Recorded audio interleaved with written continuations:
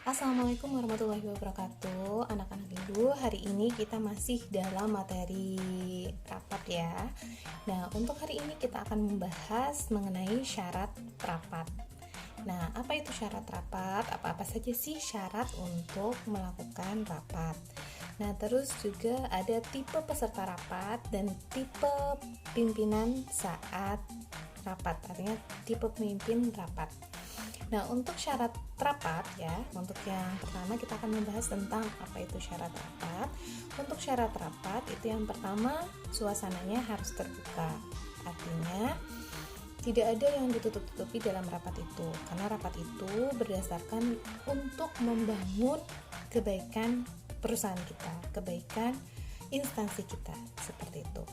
Nah, terus tidak monopoli, artinya tidak menguasai rapat itu sendiri. Jadi jalannya rapat itu untuk bersama, tidak untuk satu orang saja dan tidak ditujukan untuk satu orang saja, seperti itu. Terus yang ketiga yaitu partisipasi peserta rapat yang aktif. Artinya apabila ada suatu masalah ataupun ada pelaporan, itu semua peserta rapat harus aktif berpartisipasi dalam rapat tersebut. Nah, yang selanjutnya adalah adanya bimbingan, terus juga pengawasan dari pimpinan rapat terhadap rapat tersebut. Jadi tidak sepenuhnya diserahkan kepada peserta rapat.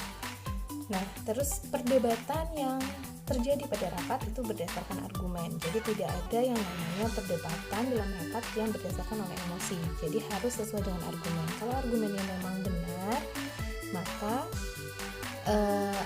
bisa diperdebatkan dengan argumen yang benar itu tadi. Kalau argumennya salah, maka bisa diperbaiki dengan argumen, bukan dengan emosi gitu. Terus pertanyaan yang singkat dan jelas. Jadi jangan memberikan pertanyaan yang terlalu panjang tapi tidak jelas. Nah, jadi dalam rapat itu sendiri kita tidak boleh bertanya yang bertele-tele. Kita harus bertanya singkat dan jelas. Artinya kita langsung ke poinnya, apa yang ingin kita tanyakan tentang rapat tersebut. Nah, terus yang terakhir ini penting banget karena harus disiplin waktu. Nah, jadi kalau kalian ingin rapatnya berjalan dengan baik, lancar, dan juga tepat waktu selesainya, maka kalian juga harus disiplin waktu. Artinya mulai rapatnya juga tepat sesuai jam undangan rapat. Seperti itu. Oke, itu tadi syarat untuk rapat. Nah, selanjutnya kita akan membicarakan tentang tipe peserta rapat. Ada 3 macam tipe peserta rapat, 3 macam ya. Yang pertama adalah tipe pemberi semangat. Artinya apabila ada hal yang membuat down ya saat rapat itu, misalkan rapat tentang bagaimana kegiatan untuk misalkan kegiatan ulang tahun perusahaan. Nah, kita jangan membuat yang lain itu stres. Artinya, wah kita harus ini nih, kita harus fokus, kita harus bagus, bukan, tapi kita harus bersemangat. Kita pasti bisa, acaranya pasti berhasil. Nah, itu yang namanya tipe pemberi semangat. Artinya dia menyemangati semua peserta rapat agar acara yang dibicarakan itu berjalan dengan baik dan lancar. Oke, dan yang kedua adalah tipe penyerang. Tipe penyerang ini yang biasanya bikin emosi ya. Nah, tipe penyerang ini kadang ada tipe penyerang yang dia tidak terima, misalkan argumennya itu dikatakan salah, maka dia menyerang kepada yang menegur argumennya itu. Terus juga tipe penyerang ini biasanya lebih pada dia tidak menyetujui apa yang disampaikan ketika rapat itu. Misalkan ada yang bilang, kita rapatnya gini ya, kita akan mengadakan ulang tahun perusahaan dengan seperti ini, tapi dia langsung, saya tidak setuju, saya maunya kayak gini. Nah, itu biasanya tipe penyerang.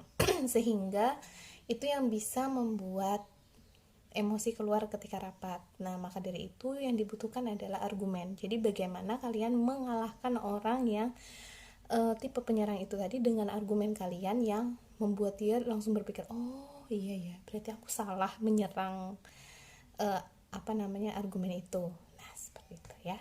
Terus yang ketiga, yang terakhir adalah tipe pendengar. Nah, tipe pendengar biasanya dia hanya mendengarkan saja apa yang dibicarakan saat rapat, mendengarkan dan sudah seperti itu, mendengarkan dan melaksanakan seperti itu saja, tidak lebih cenderung pasif ya kalau mendengarkan saja. Jadi duduk, dia mendengarkan, dia manggut-manggut setuju. Nah seperti itu adalah tipe pendengar.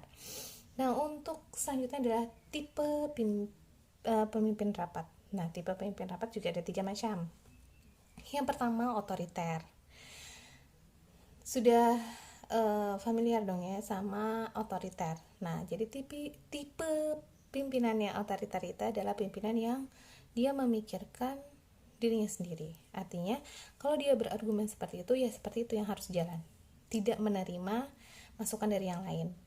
Nah, terus yang kedua adalah tipe demokratis. Nah, demokratis ini yang lebih enak ya. Kenapa? Karena dia menerima saran, terus dia mengumpulkan saran tersebut, baru memberikan solusinya. Dia yang mana yang terbaik gitu. Jadi dia mendengarkan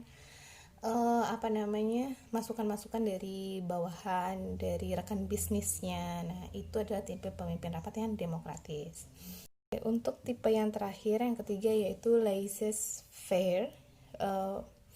Itu lebih pada tipe pimpinan yang membebaskan jalannya rapat itu dengan peserta rapat yang lain.